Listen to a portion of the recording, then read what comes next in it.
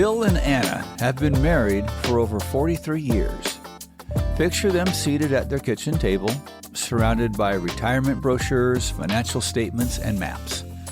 The room is filled with the soft hum of the refrigerator and the occasional clink of their respective coffee cups. Anna, her brow furrowed, flips through a stack of brochures with enthusiasm. "Phil, look at this. We could spend our winters in Florida and the rest of the year traveling across Europe. It's the perfect plan." Phil, who is focused on a spreadsheet, barely glances up. His voice is steady but tinged with stress. "I've been looking at our savings, and I'm not so sure we can afford all that. We need to consider our budget more carefully." Anna's smile fades slightly, replaced by a look of frustration. "But Phil, we've worked hard all these years. I thought retirement was supposed to be about enjoying ourselves." Phil sighs, rubbing his temples. "I get that, but we can't just throw caution to the wind. We need to be practical. We can't just assume everything will work out." So, does this sound familiar? Subtract the topic of retirement from the conversation, and most couples experience something similar on a regular basis. In fact, I know of no one who hasn't experienced something of this nature, with one noted exception. And that's the couple who claims they never argue. Such an existence always signifies a dysfunctional relationship, but that's another discussion. Welcome to my podcast on how not to retire, a psychological approach to retiring healthy and wealthy. Episode 23, Rules of Engagement. Greetings, I'm your host, Dr. Richard Himmer. Before returning to the kitchen, let's recap the concept of rules of engagement. We covered this in our last episode. In today's conversation, we'll discuss the rules of engagement using examples and a case study, and I'm going to invite my wife, Sherry, into that case study. In summary, the rules of engagement are two principles of behavior that invite a connection with another person. By definition, a principle is a fundamental truth that serves as a foundation for a system of behavior. It's universal, so it can be applied anytime, anywhere, and with anyone. In other words, think of principle-based behavior as a system of proven techniques and beliefs that are universal in all aspects. They always work. So Rule 1, or Principle 1, create a safe space for the person you are with, emotionally and physically. By the way, this always works. Rule 2, empathetically listen, meaning seek to understand their position through their eyes with no personal bias. And by the way, this always works. Keep in mind that humans are naturally inclined to seek connections with others. When we lack these connections, it can be painful, and to alleviate this discomfort, many turn to various forms of self-soothing, often referred to as medicating. While substances like drugs, alcohol, and painkillers are more obvious forms of escape, the subtler ones are trickier to spot. We often engage in these hidden behaviors without realizing their negative impact on our ability to form these meaningful relationships and cultivate friendships and experience love. We all navigate multiple relationships, including the one we have with ourselves, which is challenging at best. Then there's the relationship with our spouse, children, parents, siblings, in-laws, and friends, even coworkers. The many self-help books available teach us how to handle different scenarios, the importance of holding boundaries, etc. However, the most important aspect of every relationship is the core idea of being principle-based. You don't have to learn multiple ways to connect if you follow basic principles of communication. And remember, a principle is a system, it's a protocol, it's a process that you work on. So last week, I received a call from a client that led to a very intriguing conversation. My client, who's the CEO and president of his company, recently became engaged to a wonderful woman. He had several questions that he wanted to discuss, and he invited his pastor to join in our conversation. Now, the pastor is a man of great warmth and tranquility. He brought such a calming presence to the meeting. Halfway through our discussion, John, we'll call him John, he's my client, paused and excitedly announced he had experienced a significant realization, an aha, if you will. He recalled and mentioned that over the past 4 years, during our executive coaching sessions, I often emphasized the importance of principles. John then said, I see it now. Principles are universal. If they work in the office, with my clients or team, they'll also work with my fiancé and my children, my family, and my friends. This all makes sense to me now. John's aha came from the understanding that his behavior towards the receptionist, staff, friends, parents, and fiancé is identical if based on principles.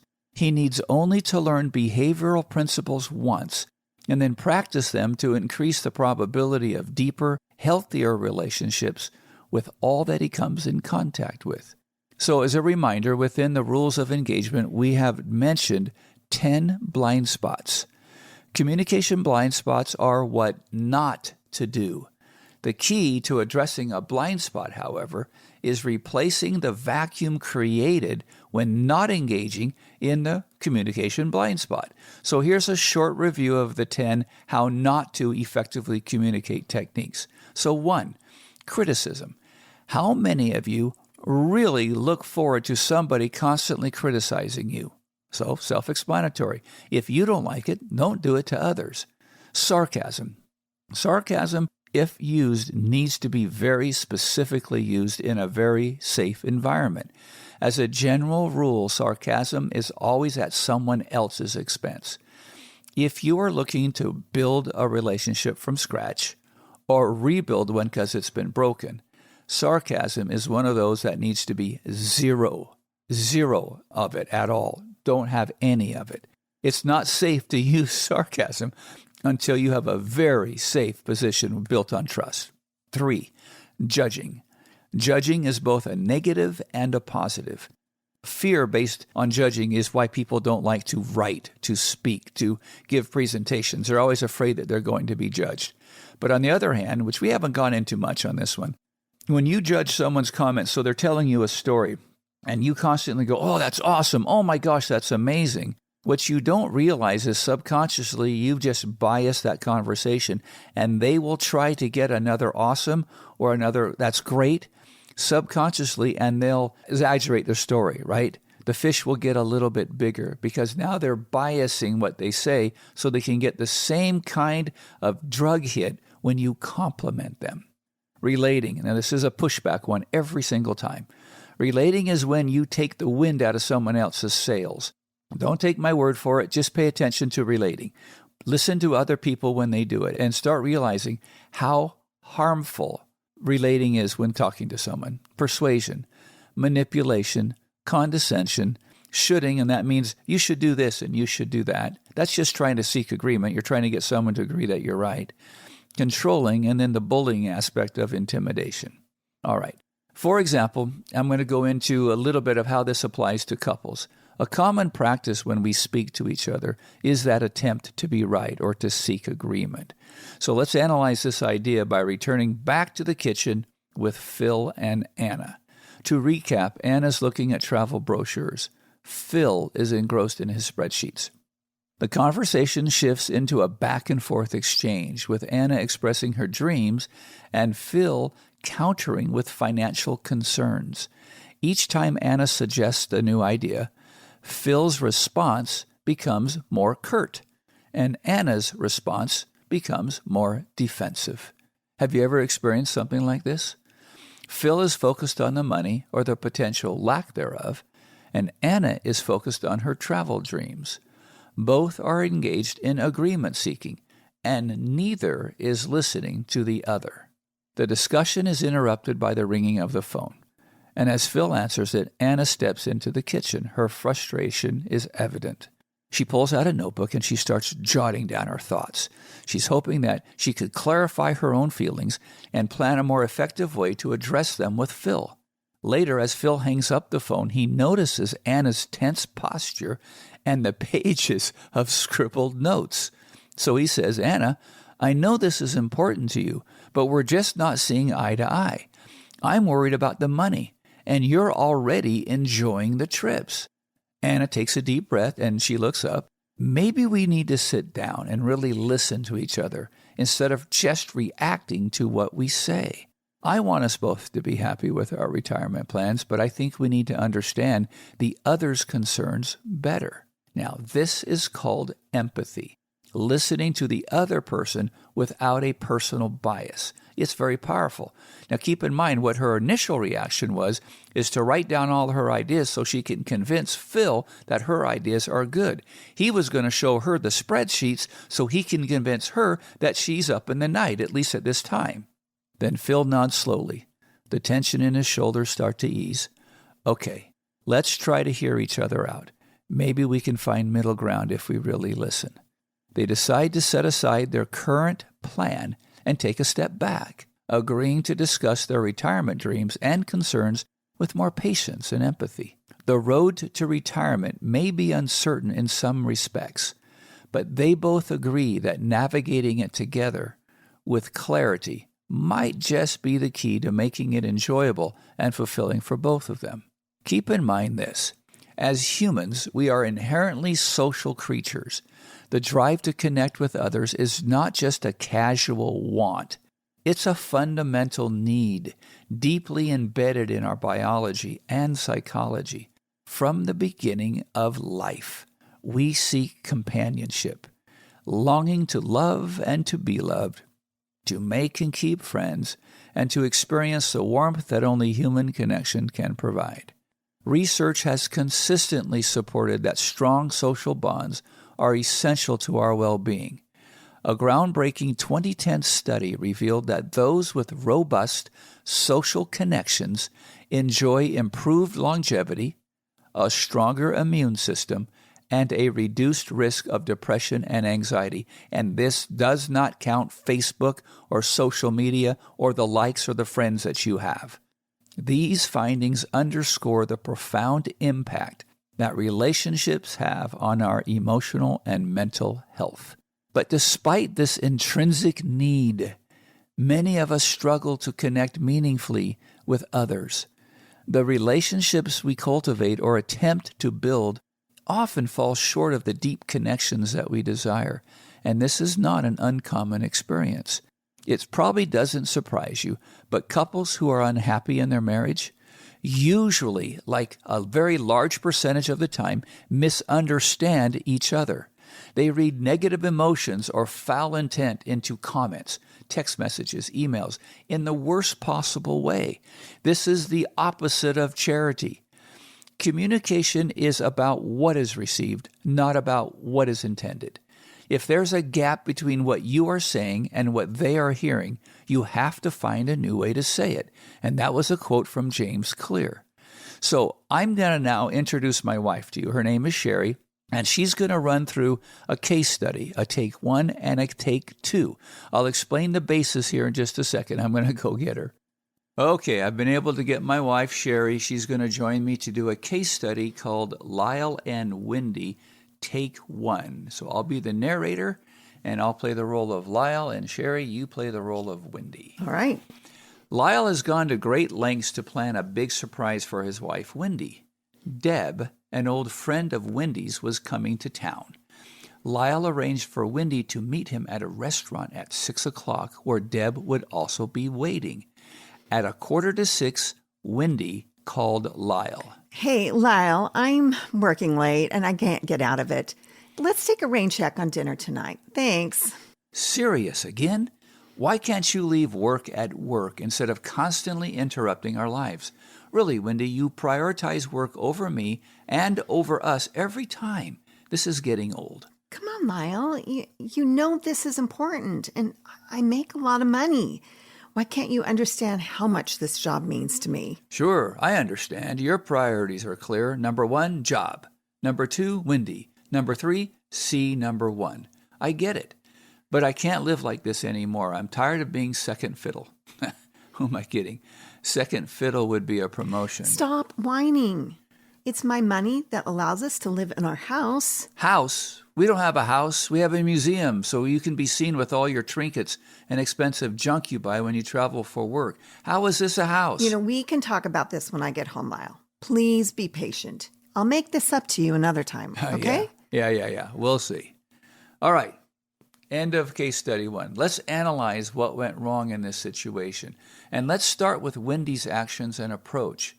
Did she make an effort to understand Lyle during the conversation? No. No, not really. Was Lyle's environment free from communication pitfalls? Probably not. Wendy took on both roles of victim and persecutor. So let's consider her statements. I make a lot of money, and why can't you understand how much this job means to me? Regardless of whether it's directed at a husband or at a wife, that's a harsh criticism and an attempt at getting agreement. Wendy is trying to be right. All right, now let's flip it. Let's evaluate Lyle's behavior. He began with a thoughtful gesture toward his wife, but he couldn't maintain his composure. Perhaps past experiences have left him a little sensitive, maybe with a little PTSD action going on. But when Wendy canceled the appointment, he shifted into victim mode and quickly turned to persecuting. So here's his quote. You prioritize work over me and over us. He then layered on sarcasm with his second fiddle remark, toggling between victim and persecutor roles. Now, I know there's more to dissect, but you get the gist. Let's shift gears for a moment and introduce a communication technique before moving to our take 2. This assertive approach encourages more information or storytelling from a comment. To foster understanding, let's try a method called parroting, where you repeat the last maybe 3, 4, 5 words of the previous statement made. So what I'd like you to do is watch for the technique as Sherry and I demonstrate take 2. Now, it's the same scenario. It's just 15 minutes before 6, and Wendy's calling Lyle. Hey, Lyle, I'm working late, and I can't get out of it. Let's take a rain check on dinner tonight. Thanks. Busy at work? Right. I want to get a little more prep work done on my presentation for tomorrow's board meeting. So you've got an important board meeting tomorrow. Yeah, not maybe important, but you know how I like to get everything right. Yep, that's your MO. So how important is the meeting? Well, actually, it's more of a review of last week's projects and numbers, so it's not all that important, and I'm having Spencer run the show anyways. So. Well, Wendy, I know how important these things are to you, but I've got a surprise for you at dinner that would make it worth it. Are you willing to give up a little extra prep time to have dinner with your favorite husband and a surprise? Well, you're my only husband, Lyle, and don't tell me you're pregnant again. Come on, Wendy, you know I never prank on you the same way twice. No, tonight is serious. No pranks. I swear on my mother's grave. Your mother's grave? Well, her eventual grave. Well, this better be good, or you'll be taking the dog to the vet tomorrow after work. I'd rather be euthanized. So, Wendy, you'll be there at 6 p.m.? Sure. I'll see you there. All right, you guys, did you hear the short parroting? This isn't parroting like a radio talk show host taking 5 minutes to ask a question while pontificating their point of view in the same process. This is a direct attempt at understanding what the other person means, wants, thinks, or feels. There is no agreement-seeking missiles and no communication blind spots. Strictly following the rules of engagement invites trust into a relationship that is void of or low on trust. So start with one blind spot at a time. The first thing is to try to go 24 hours without an unsolicited opinion. Most folks are delusional, thinking that other people actually care what they think or feel. They don't, and this is a great way to research that theory. So see how long you can last without offering an opinion where it is not requested, and count how many people actually want to hear what you have to say. Best of success. Remember, don't try harder, try different. Until next time, May your habits harmonize with your purpose, leading to a life filled with happiness, joy, and well-being.